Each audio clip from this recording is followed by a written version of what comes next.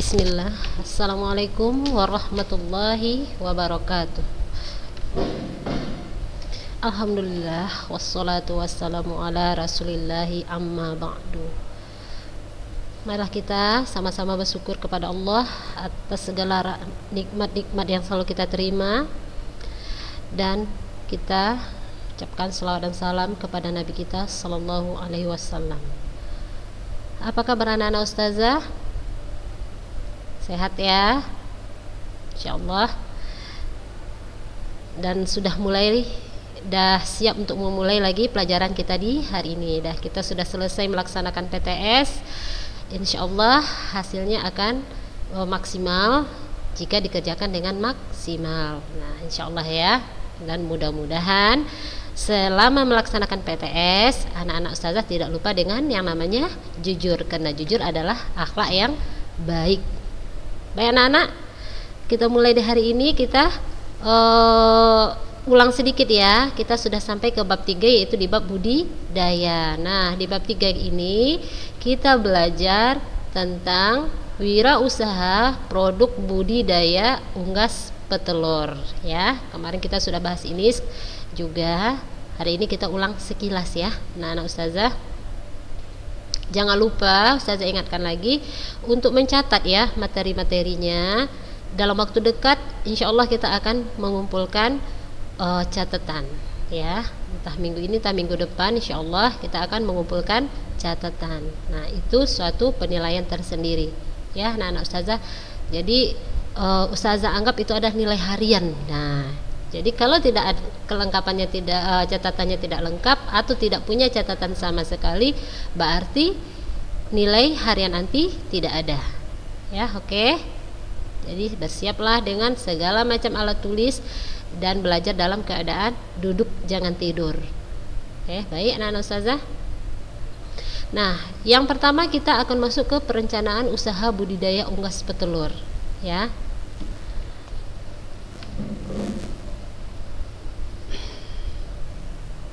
Nah, kenapa kita harus ada budidaya unggas petelur? Nah, adalah bertujuan untuk pemenuhan kebutuhan pangan ya anak-anak ustazah, pemenuhan kebutuhan pangan rumah tangga dan juga lingkungan sekitar ya. Kita tahu kebutuhan telur dalam setiap rumah tangga itu banyak ya. Nah, jadi ini merupakan sebuah peluang bagi kita untuk membuka usaha, yaitu usaha budidaya unggas petelur. Nah, sekarang anak-anak ustazah kita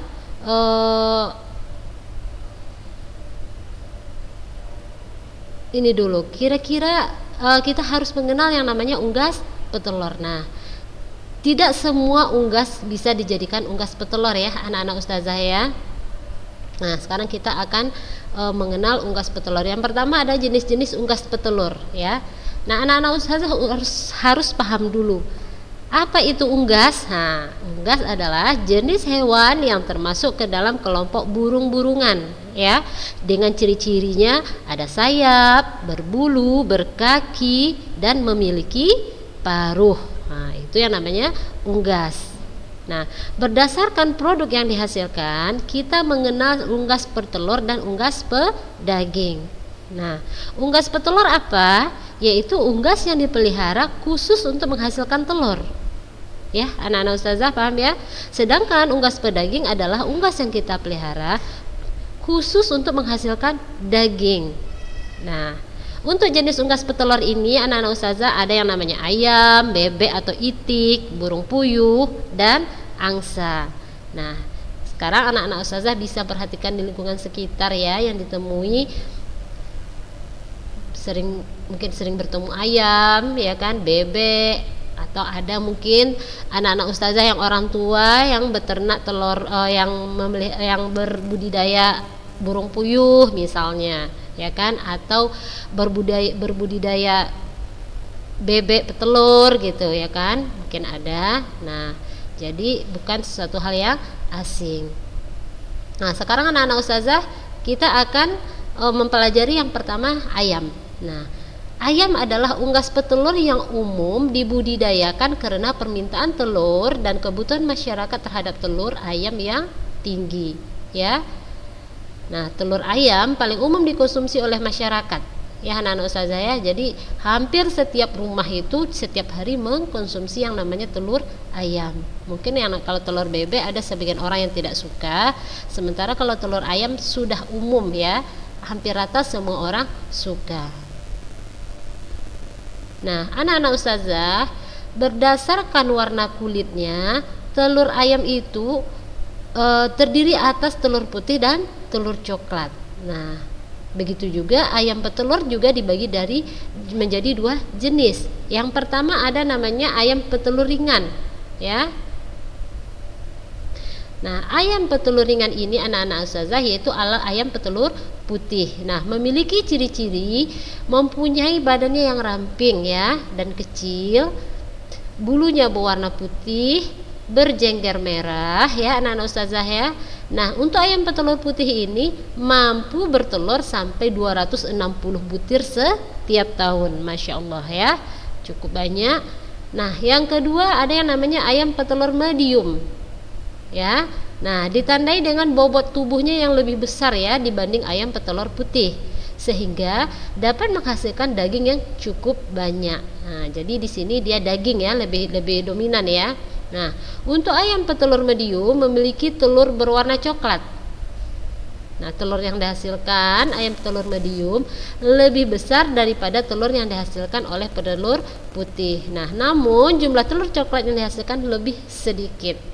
Ya, anak-anak ustazah ya. Jadi ada ayam petelur ringan, dia ayamnya lebih kecil, lebih ramping, dan dalam setahunnya dia bisa menghasilkan telur yang cukup banyak ya, sampai 260 butir.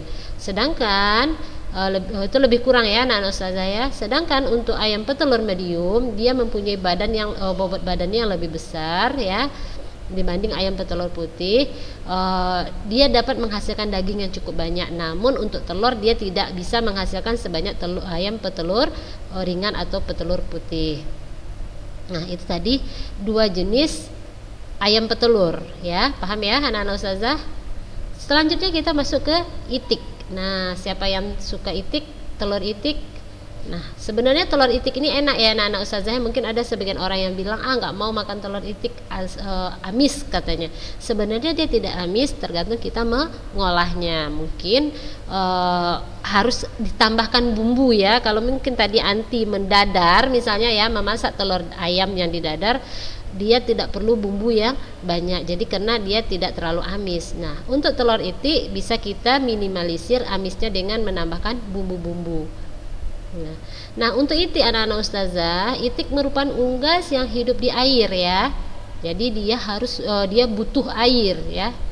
Nah, itik memiliki badan kecil dan ramping ya, serta dapat bergerak lincah. Nah, untuk telur itik memiliki kandungan nutrisi dan ukuran yang mirip telur ayam, sehingga sering dijadikan alternatif pengganti telur ayam.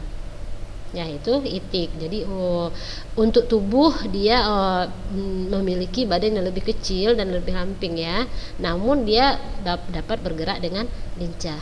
Nah, selanjutnya ada entok atau bebek. Nah, apa bedanya entok dengan bebek, entok dengan itik ustazah kan gitu ya. Nah, ustazah, nah itu tadi. Kalau bebek ini merupakan unggas air juga, namun memiliki badan yang lebih gemuk ya, dan bergeraknya lebih lambat dibanding itik. Ya, kalau untuk telur mirip ya anak-anak ustazah ya, cuman biasanya itik dia menghasilkan telur lebih banyak daripada entok atau bebek. Nah, untuk entok dan bebek ini dia lebih banyak menghasilkan daging ya. Setelah itu ada yang namanya angsa. Nah, anak-anak ustazah, angsa merupakan unggas air yang memiliki badan lebih tinggi dan besar serta bulu berwarna putih. Jadi tetap unggas air ya. Jadi angsa memiliki leher yang lebih panjang ya dibandingkan bebek, itik atau ayam. Nah, untuk budidaya angsa sebagai petelur tidak sebanyak itik dan bebek ya. Nah, untuk telur, angsa ini mempunyai ukuran telur yang sangat besar ya. Bahkan besarnya itu bisa mencapai 3 kali ukuran telur ayam atau telur itik atau telur bebek. Jadi telurnya cukup besar ya, anak ustazah ya. Namun itu tadi tidak tidak banyak dibudidayakan. Oke, itu tadi jenis-jenis hewan yang hidup di air. Selanjutnya kita burung puyuh. Nah, ini burung puyuh. Nah, burung puyuh merupakan salah satu jenis burung ya anak ustazah, yang banyak diternakkan untuk komersial. Nah, burung puyuh ini memiliki bulu yang berwarna coklat bercak-bercak hitam putih ya. Hampir kayak ayam sih sebenarnya ya anak-anak ustazah ya, cuman dia lebih kecil ya. Nah, dia fisiknya terlihat lebih pendek dan gemuk. Nah, untuk telur, anak-anak ustazah pasti tahu lah ya, insya Allah ya, dengan bentuknya telur puyuh ya. Nah, untuk ukurannya lebih kecil, yaitu kira-kira 1/4 ukuran telur ayam. Namun komposisi gizinya sama dengan telur ayam. Ya, anak-anak ustazah, lanjut. Nah, kita masuk ke produk budidaya unggas petelur. Ya, anak-anak ustazah ya, produk budidaya unggas petelur. Nah, bisa dibuat apa saja gitu ya, bisa kita buat produk apa saja hasil dari budidaya unggas petelur ya. Banyak anak-anak ustazah ya, misalnya anak-anak ustazah bisa membuat telur asin misalnya ya. Nah,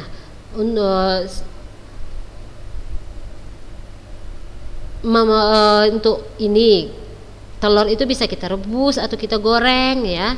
Nah, dalam bahan baku industri misalnya, jadi industri makanan atau kue atau roti gitu, telur juga dipakai sebagai salah satu bahan untuk mengolah roti tersebut. Nah, ya. Nah, misalnya anak-anak ustazah mau ini ada lagi menjadikan minuman kesehatan kayak STMJ gitu ya. Tahu STMJ anak-anak ustazah?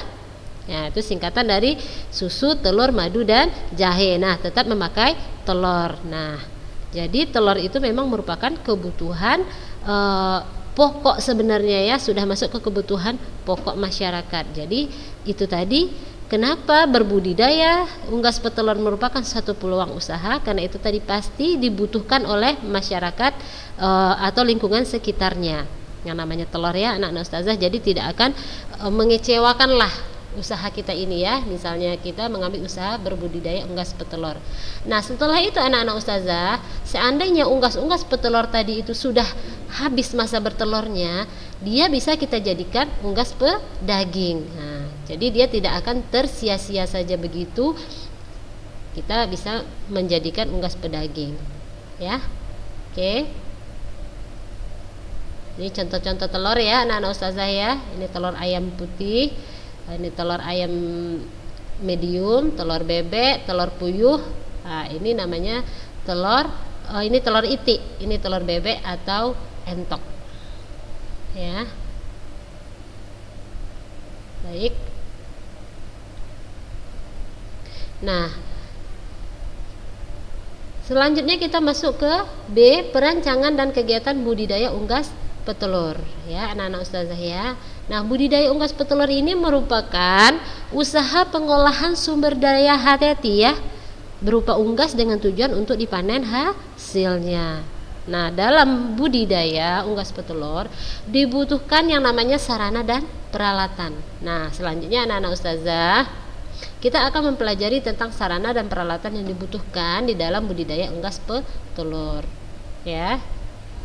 Nah, di dalam budidaya ini anak-anak ustazah, yang pertama itu kita harus memperhatikan yang namanya pemilihan lokasi ya. Pemilihan lokasi harus sebaik mungkin. Nah, lokasi yang sesuai dengan budidaya ayam petelur adalah yang jauh dari keramaian ya, mudah dijangkau untuk pemasaran dan bersifat menetap. Nah, itu tadi. Nah, sekarang kita masuk ke sarana dan peralatan ya. Sarana dan peralatan budidaya unggas petelur ya anak-anak ustazah ya. Yang pertama kita akan membahas tentang kandang ya, kandang atau rumahnya ternak kita. Nah, apa itu kandang? Nah, ya, kandang adalah kebutuhan utama dalam usaha budidaya ternak unggas ya anak-anak ustazah ya. Ibaratnya ini adalah rumahnya dari ternak kita tadi. Jadi kebutuhan utama. Bagaimana anak-anak ustazah mau berbudidaya seandainya tidak mempunyai kandang? Mau ditaruh di mana? ternak-ternaknya. Nah, jadi pertama yang harus kita pikirkan sebelum kita memulai usaha berbudidaya adalah kandangnya.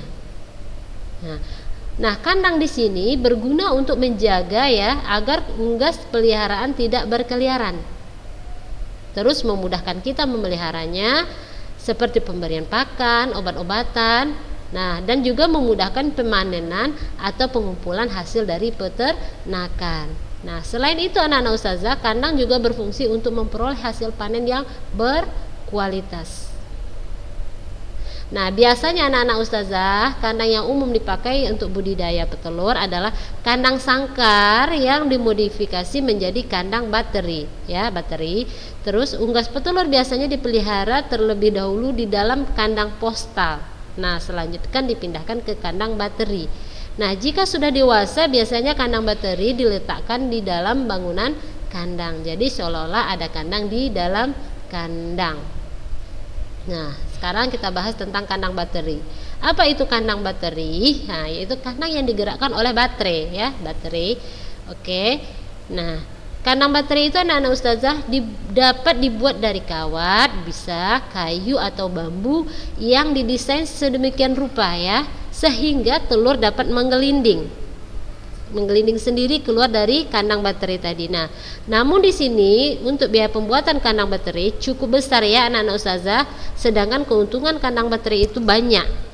Apa saja? Yang pertama itu memudahkan kita mengambil dan mengumpulkan telur. Kenapa? Itu tadi, karena telur sudah menggelinding sendiri, dia keluar dari kandang. Jadi kita tinggal mengutip tanpa harus kita masuk ke dalam kandang lagi mengutip satu-satu. Jadi di dalam kandang kita yang sudah tertata rapi tadi, nah telur-telur sudah keluar dari kandang dengan ada tempat khususnya. Jadi kita tinggal mengutip. Jadi lebih memudahkan pekerjaannya, ya.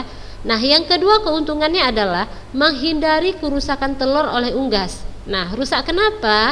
Kalau telur tadi kita biarkan masih terletak di kandang, mungkin pecah karena keinjak atau dipatok sama unggas itu sendiri, sehingga telur tadi pecah sehingga tidak bisa lagi kita manfaatkan.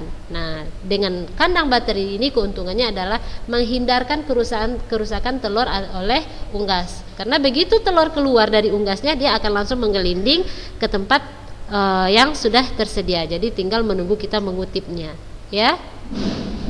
Nah, manfaat selanjutnya yaitu memperoleh telur yang bersih dari kotoran unggas, ya, karena dia tidak bercampur di kandang itu, di situ makan, tidak, ya kan anak ustazah, tidak nya di situ, jadi telur tadi tidak bercampur kotorannya unggas karena dia sudah langsung keluar.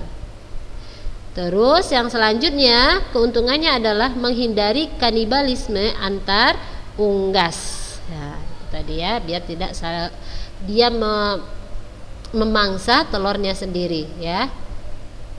Nah, itu tadi kandang bateri.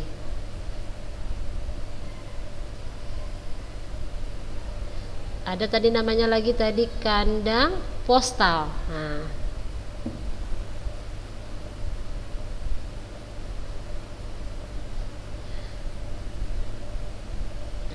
untuk kandang postal ini anak-anak ustazah biasanya di dalam kandang itu ada beberapa ayam gitu ya. Ya, beberapa unggas kita menetap di dalam kandang. Jadi kalau masalah keamanan, kenyamanannya lebih nyaman kandang bateri tadi. Oke, lanjut. Peralatan kandang ya, yang B peralatan kandang, yang tadi kandangnya sekarang peralatan. Nah, selain kandang yang kita butuhkan adalah peralatan seperti tempat makan dan tempat minum, ya anak-anak ustazah ya. Nah, namanya ternak kita membutuhkan makan dan minum. Nah, untuk kandang postal harus dilengkapi dengan tempat makan dan minum ya, dan harus tersedia dalam jumlah yang cukup. Sedangkan untuk kandang bateri tadi tempat makan dan minumnya sudah menyatu dengan kandang yang terbuat dari bambu atau aluminium atau bahan lainnya yang kuat. Nah, dan dia tidak bocor dan tidak berkarat. Jadi kalau untuk kandang postal kita kerjanya agak lebih nambah lagi ya anak-anak ustazah ya, tidak seringkas kandang bateri tadi. Setelah peralatan kita butuh yang namanya bibit. Nah, ya anak-anak ustazah ya. Nah, untuk bibit unggas petelur dapat diperoleh pada penyedia bibit, ya anak-anak ustazah ya. Misalnya untuk bibit ayam yang digunakan disebut DOC atau day old chicken, yaitu ayam yang berumur 1 hari. Nah, untuk persyaratan bibit ayam ini yang berumur 1 hari ini adalah yang pertama, anak ayam berasal dari induk yang sehat ya, anak-anak saya. Jadi kita betul-betul seleksi dalam memilih bibit. Jangan sampai kita memilih anak ayam dari induknya yang tidak sehat atau lagi sakit gitu. Nah, otomatis dia akan turun virus-virusnya kepada si anak. Sementara kita akan menjadikan bibit. Nah, kita harus selektif betul memilih betul-betul anak ayam ini berasal dari induk ya sehat. Nah, yang kedua, bulunya tampak halus dan penuh ya anak-anak saya, jadi tidak botak-botak ya istilahnya ya, serta baik pertumbuhannya. Yang ketiga, dia tidak terdapat kecacatan pada tubuhnya. Nah, jadi dia betul-betul sehat ya anak-anak ustazah ya, tegak gitu, lincah. Nah, jadi kita tidak nampak kalau dia cacat. Nah, jadi betul-betul yang sehat. Nah, setelah itu yang keempat, anak ayam mempunyai nafsu makan yang baik. Ya. Kalau dia bibit kita tadi, misalnya kita ini ayam ya, anak ayam itu harus mempunyai nafsu makan yang baik. Nah, bagaimana ayam kita mau sehat kalau di waktu bayi saja dia sudah tidak mau makan misalnya, berarti tanda-tanda dia ada sakit. Nah, jangan dipilih itu sebagai bibit kita. Nah, yang kelima, ukuran badannya normal ya, yaitu mempunyai berat badan antara 35 sampai 40 gram. Nah, itu syaratnya ya anak-anak ustazah ya, beratnya itu antara 35 sampai 40 gram. Nah, selanjutnya tidak ada letakan tinja di duburnya. Jadi di duburnya itu tidak ada bekas ee-nya lengket gitu. Jadi dia bersih gitu ya. Nah, kalau sampai itu terjadi berarti itu kurang sehat. Jangan dipilih ya. Jadi. Nah, itu tadi tentang pemilihan bibit. Contohnya bibit untuk ayam yang disebut DOC atau ayam umur sehari. Nah, selanjutnya setelah bibit, pemanas kandang. Nah, kenapa kita butuh pemanas kandang? Karena unggas termasuk ke dalam hewan berdarah dingin. Jadi suhu tubuhnya sangat tergantung pada suhu lingkungan. Ya, di awal masa pertumbuhannya keberadaan pemanas di dalam kandang ya anak-anak ustazah sangat diperlukan untuk mempertahankan suhu tubuhnya. Ya, kenapa? Dia tidak ada induknya. Ya, biasanya kalau ayam yang unggas yang ada induknya, dia akan berlindung di bawah sayap induknya. Nah, disitulah mereka akan mendapatkan hawa hangat ya, suhu hangat. Nah, sementara ini kita sudah memisahkan dia dari induknya, atau memang ayam ini menetas tanpa induknya tapi pakai alat penetas. Nah, kita harus menyediakan pemanas kandang, yaitu menghindari dia dari situasi kedinginan ya anak-anak ustazah ya. Nah, selain itu ayam belum memiliki bulu yang berfungsi untuk mempertahankan kehangatan tubuhnya ya. Nah, untuk pemanas kandang ini kita bisa menggunakan lampu ya anak-anak ustazah ya. Itu tadi pemanas kandang. Setelahnya pakan ya. Nah, pemberian pakan ayam untuk ayam petelur merupakan kelanjutan dari pemberian pakan untuk ayam pada fase grower ya. Nah, fungsi pakan pada ayam petelur adalah untuk pertumbuhan ukuran dan berat tubuh, produksi bulu dan telur, serta untuk pertahanan tubuhnya. Nah, pakannya anak-anak ustazah adalah campuran dari beberapa bahan baku pakan, baik yang sudah lengkap maupun yang masih akan dilengkapi ya, yang disusun secara khusus untuk mengandung zat gizi yang mencukupi kebutuhan ternak untuk dapat dipergunakan ya sesuai dengan jenis ternaknya. Nah, pakan dapat dibuat dari bahan-bahan hasil pertanian ya, bisa pertanian, perikanan, peternakan, dan hasil industri yang mengandung zat gizi dan layak dipergunakan sebagai pakan. Nah, baik yang telah diolah maupun yang belum diolah. Nah, ini contohnya anak-anak ustazah ya.